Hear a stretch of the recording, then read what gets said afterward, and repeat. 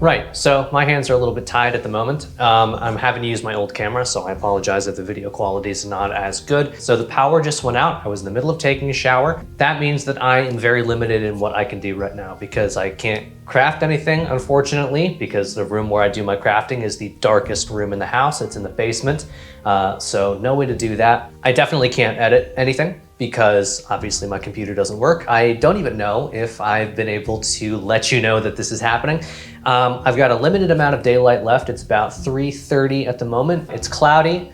Sun's gonna go down at around 7:30 or 8, so I've got a little bit of time left. Can't go outside because the fires that are up in Canada, which is about 6 hours away north from where I am right now, means that it actually smells smoky outside, and it makes me cough. So it's not a huge issue, but that means I don't have my outside time today either. And I can't use the water either, like at all. I can't use any of the faucets because I have rust bacteria in my well. And if the power goes out, then that means that the blue light isn't working, so it's not gonna kill the stuff that attaches to the rust bacteria and potentially hurt me. So it's bottled water for a little bit and I can't cook. So the first order of business is to make sure that I have light. So I'm gonna go around the house, locate all of my candles, make sure I know where all of my flashlights are. So that's gonna be the first step. And then it's going to be consolidating the food that I actually can eat for a little bit. I don't know how long the power is going to be out.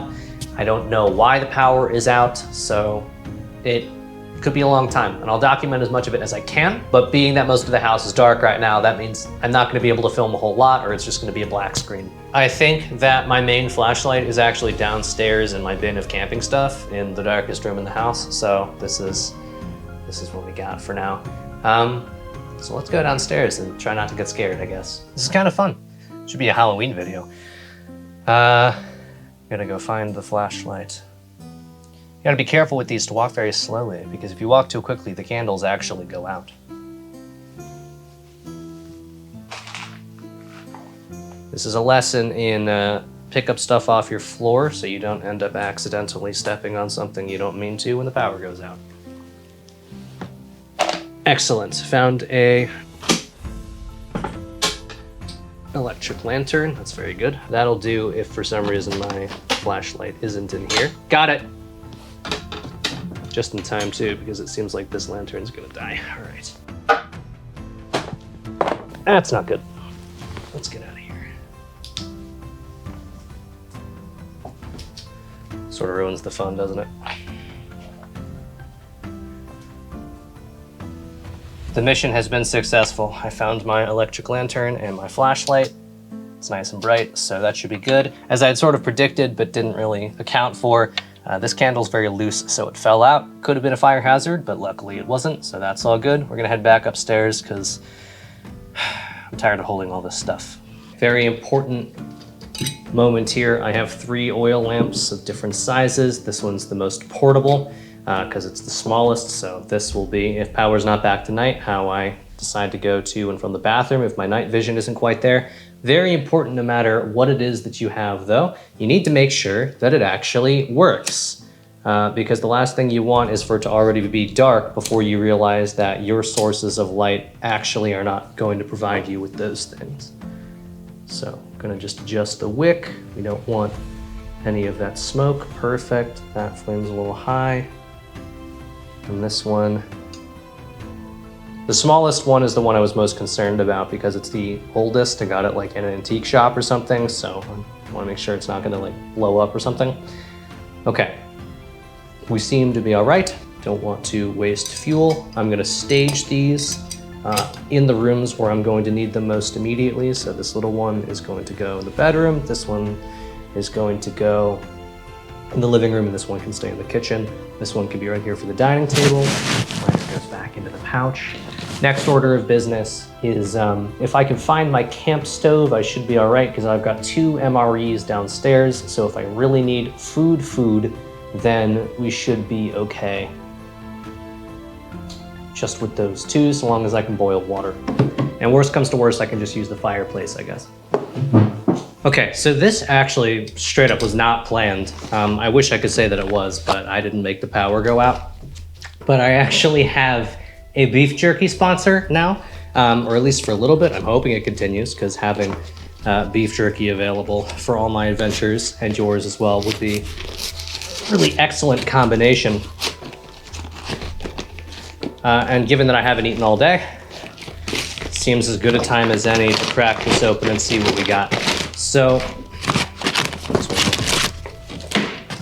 I was waiting for a more opportune moment to release, not release, these aren't mine, but to try some of these out, maybe with some sort of stew or something, but given that I'm hungry, it seems good. So these are from Jeff's Famous Beef Jerky. We got a couple of different flavors here.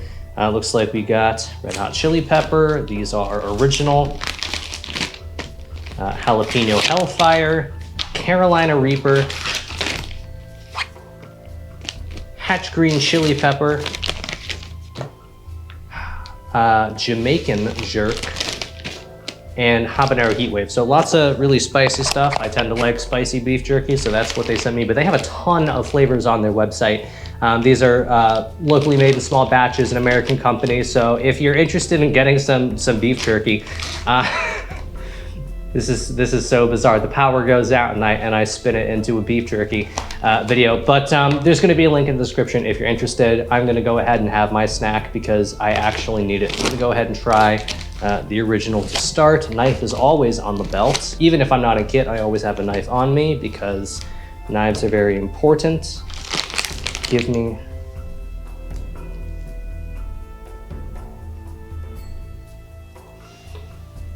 Yeah. This is really good. It's venison, that's why. Nam said I didn't save this for a recipe. I guess I'm gonna find my cast irons. I think we should cook in the fireplace just because we can. Okay, welcome back to the kitchen for an impromptu episode of Cooking Anachronism here.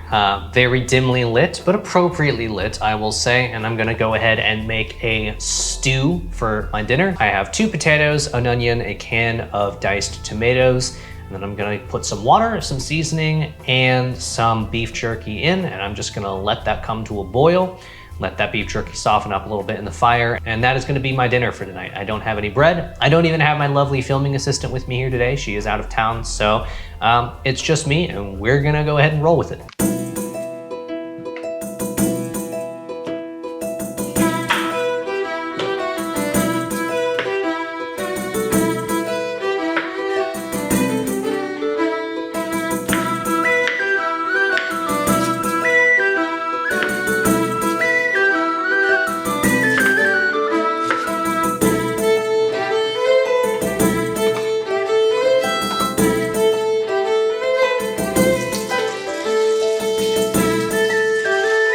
The nice thing about cooking with beef jerky is that because it's not raw meat, you don't have to worry about combining it in the pot and hoping that it cooks with the vegetables and you don't get sick. So long as the vegetables cook, you're fine because the beef jerky is already cured.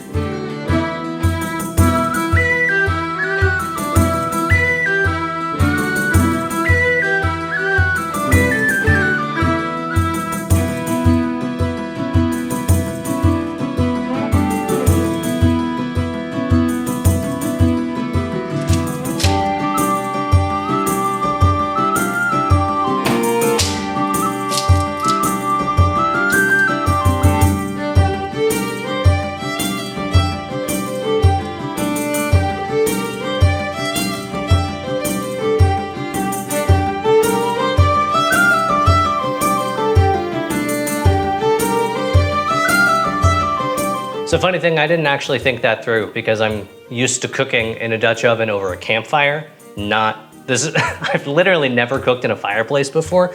So maybe common sense should have taken over, but it didn't. So I actually don't know how I'm gonna get that out of there. So what I'm gonna do is just wait for it to boil, serve it right from inside the fireplace into my bowl with a ladle, and then I'll take it out when it cools down. Should have thought of that.